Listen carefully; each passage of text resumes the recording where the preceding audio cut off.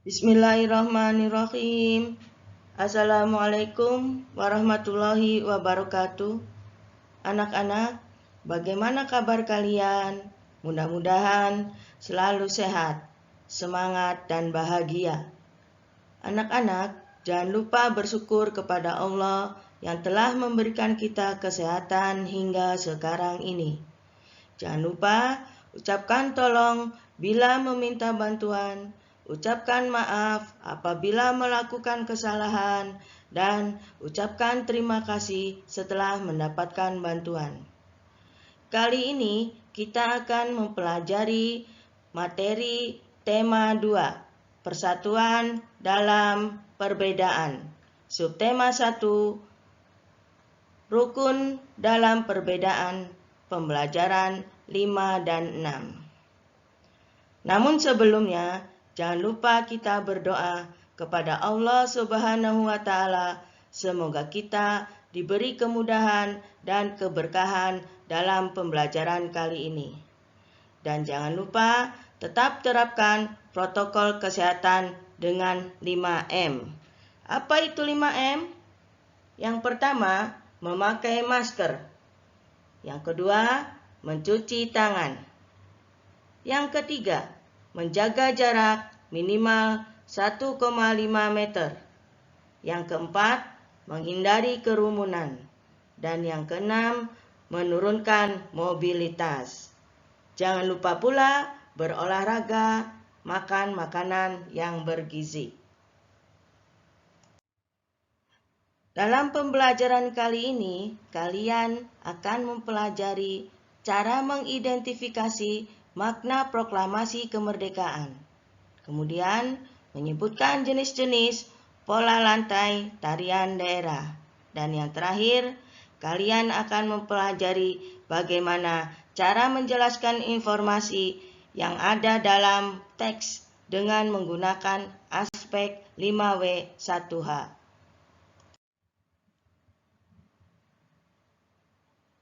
Makna Proklamasi Kemerdekaan Indonesia. Proklamasi Kemerdekaan Republik Indonesia tanggal 17 Agustus 1945 mempunyai makna yang sangat penting bagi bangsa dan negara Indonesia. Di antaranya, sebagai titik puncak perjuangan bangsa Indonesia. Sebagai sumber kedaulatan lahirnya negara Republik Indonesia. Proklamasi Kemerdekaan Indonesia merupakan peristiwa bersejarah yang menandai kelahiran bangsa Indonesia sebagai bangsa yang merdeka dari penjajahan. Oleh sebab itu, kita harus memaknainya, proklamasi kemerdekaan, dalam kehidupan sehari-hari. Makna proklamasi Indonesia dalam kehidupan sehari-hari bisa tercermin dalam perbuatan berikut ini.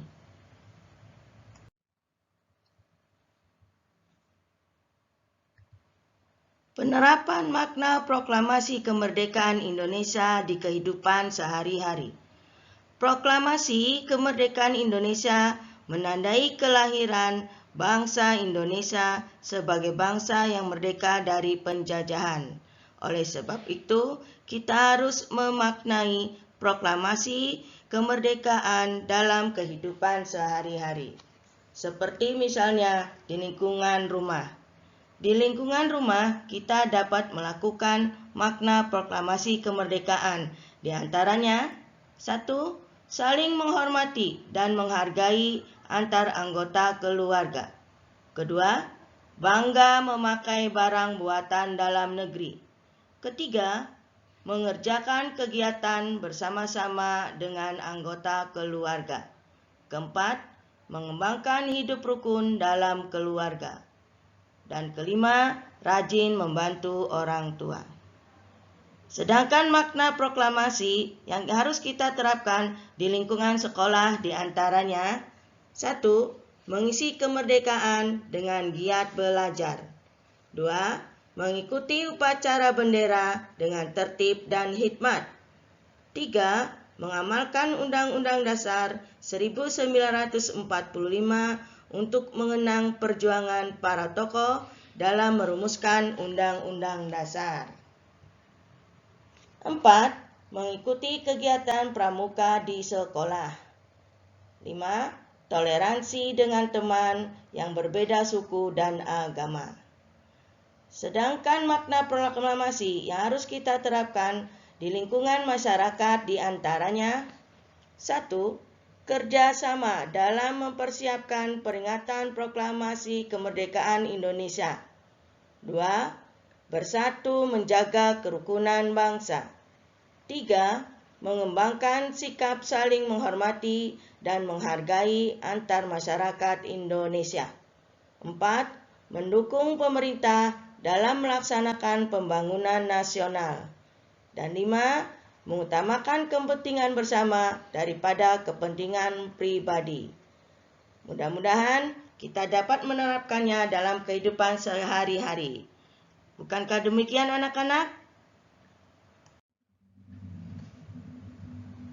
Sebelum melanjutkan ke materi berikutnya, cobalah kalian bekerja sama dengan teman kalian untuk menyebutkan makna proklamasi kemerdekaan dalam kehidupan sehari-hari dan menuliskan contoh penerapan makna proklamasi kemerdekaan dalam kehidupan sehari-hari, baik itu di rumah, di sekolah, dan di masyarakat.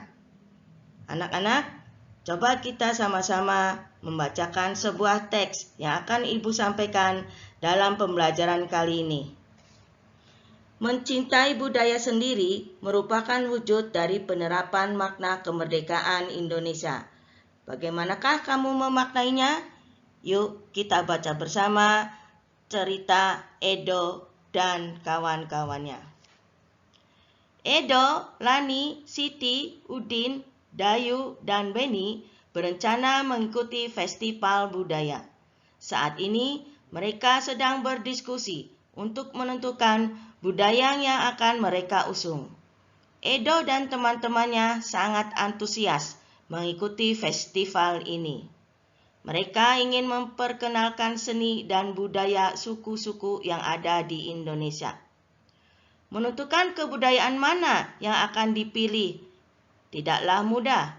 Semua budaya yang dimiliki Indonesia sangat beragam dan menarik. Akhirnya, Edo dan teman-temannya memutuskan untuk memperkenalkan permainan rangku alu. Permainan rangku alu berasal dari Nusa Tenggara Timur. Dalam masyarakat Manggarai, rangku alu dilakukan untuk merayakan hasil panen perkebunan dan pertanian. Edo dan teman-temannya sangat bangga dengan kebudayaan Indonesia. Apa yang dapat kita ambil dari peristiwa Edo dan teman-temannya? Makna apa yang telah diterapkan oleh Edo dan teman-temannya dalam melaksanakan penerapan makna proklamasi kemerdekaan Indonesia? Yuk kita bahas bersama makna yang terkandung di dalam bacaan yang tadi. Makna kemerdekaan yang tercermin pada kegiatan Edo dan teman-temannya adalah merasa bersyukur karena dapat mengenal berbagai macam budaya yang dapat dirasakan oleh siapapun, kapanpun, dan dimanapun. Yang dapat kita pelajari dari kegiatan Edo dan teman-temannya terkait dari makna proklamasi kemerdekaan, yaitu mempelajari kesenian khas daerah merupakan bentuk menghargai adanya perbedaan budaya di Indonesia, serta menjalankan nilai-nilai Pancasila, terutama sila ketiga dari Pancasila, yaitu Persatuan Indonesia. Pola lantai tari tunggal berpasangan dan berkelompok. Tari tunggal. Tari tunggal merupakan tari yang dilakukan oleh satu orang penari atau banyak penari secara bersama-sama. Pola lantai untuk tari tunggal dapat berbentuk pola horizontal, vertikal, atau diagonal. Contoh tari tunggal diantaranya adalah tari jepong, dan tari topeng kelana. Tari berpasangan.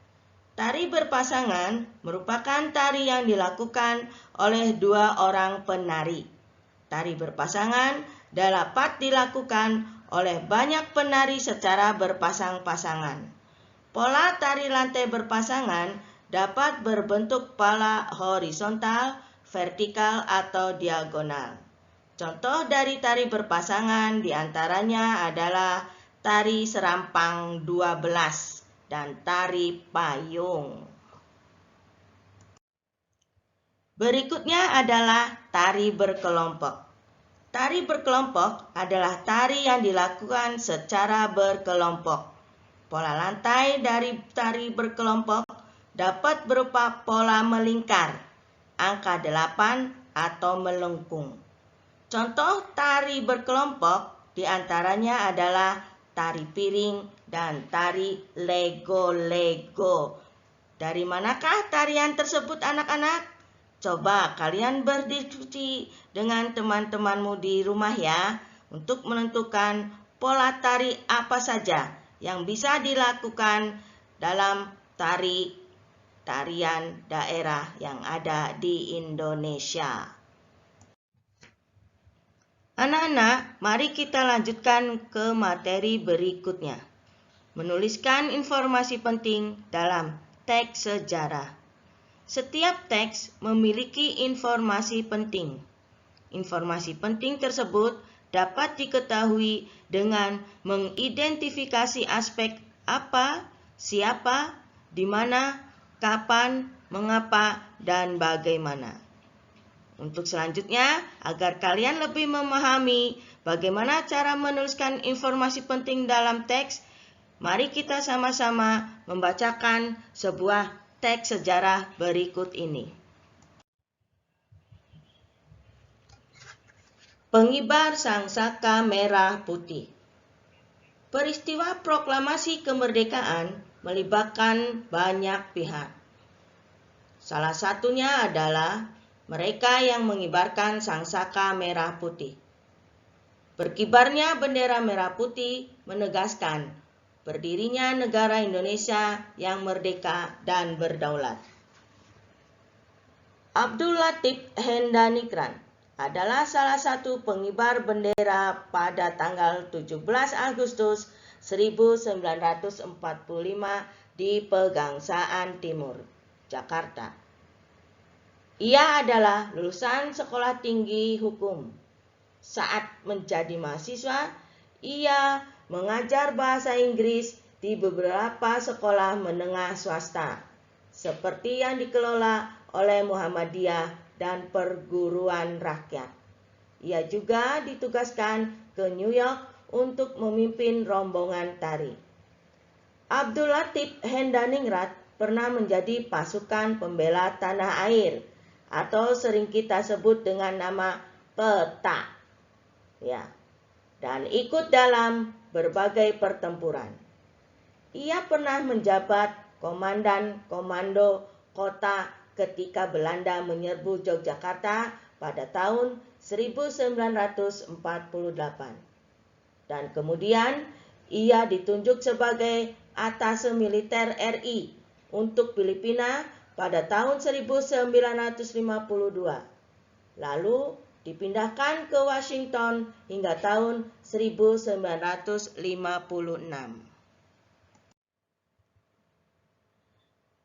Berdasarkan bacaan di atas, kita dapat menuliskan informasi penting pada peta pikiran dengan menggunakan kata tanya, apa, mengapa, siapa, bagaimana, kapan, dan di mana.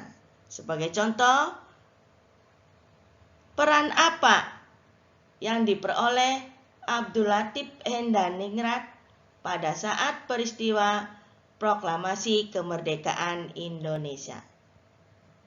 Maka informasi yang didapat dari kata apa, kita akan memperoleh jawabannya Abdul Latif Hendraningrat adalah salah satu pengibar bendera pada tanggal 17 Agustus 1945 di Pegangsaan Timur, Jakarta.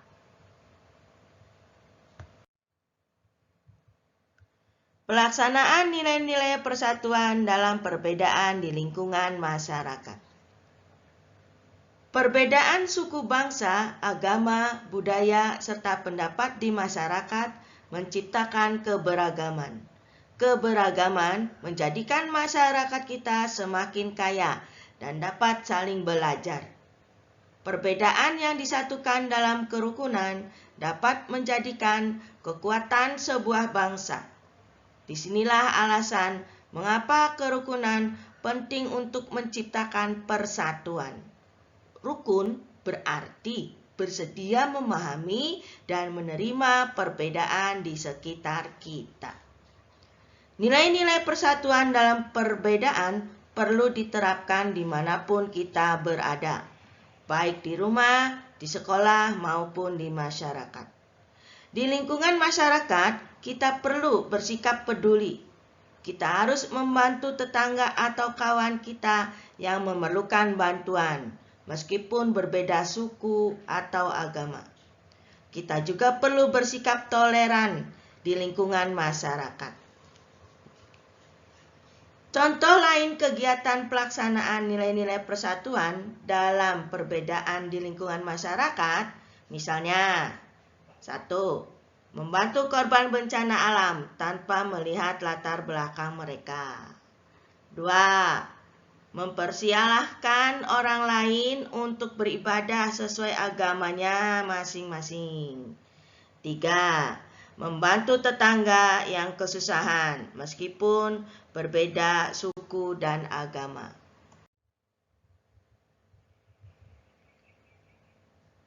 Manfaat yang diperoleh jika kita menerapkan nilai-nilai persatuan dalam perbedaan di masyarakat, yaitu 1. Hidup bermasyarakat menjadi aman, tentram, dan damai. 2. Masalah lebih cepat terselesaikan karena semua masyarakat bersatu. 3. Lebih banyak pendapat yang disampaikan ketika bermusyawarah. Dari pelajaran kita kali ini, rukun dalam perbedaan, kita dapat menyimpulkan bahwa makna proklamasi kemerdekaan sangatlah penting bagi bangsa dan negara Indonesia, baik dalam kehidupan berbangsa dan bernegara maupun dalam kehidupan sehari-hari. Mempelajari kesenian khas daerah merupakan bentuk menghargai adanya perbedaan budaya di Indonesia serta menjalankan nilai-nilai Pancasila sila ketiga, yaitu Persatuan Indonesia. Nah, anak-anak hebat cerdas, demikianlah pembelajaran kita kali ini. Tidak lupa kami sampaikan kepada ayah dan bunda yang telah membimbing dan menemani putra-putrinya, sehingga pembelajaran Ananda berjalan baik. Salam sehat selalu. Wassalamualaikum warahmatullahi wabarakatuh.